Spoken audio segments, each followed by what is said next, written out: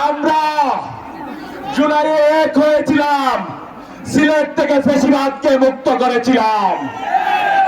যাদের নেতৃত্বে আমরা ফ্যাসিবাদকে নির্মূল করছি, সেই নেতৃত্ব আজ আমাদের সামনে। আমাদের সম্মানিত কেন্দ্রীয় আহ্বায়ক, প্রধান আহ্বায়ক নাঈম ইসলাম, আমাদের সম্মানিত যুগ্ম আহ্বায়ক বৃন্দ, আমাদের অন্যান্য কেন্দ্রীয় সদস্যবৃন্দ আজকে আপনাদের সামনে উপস্থিত। আমরা সিলেট থেকে এক বুক সংগ্রামী ভালোবাসা দিচ্ছি। আপনাদের প্রত্যেকটা মাথা, আপনাদের প্রত্যেকটা হাত, আপনাদের প্রত্যেকটা হৃদয় আজকে এইখানে সশরীরে উপস্থিত হয়ে ভালোবাসা প্রদর্শন করেছে। আমরা আমাদের ঋণ মুক্ত করব।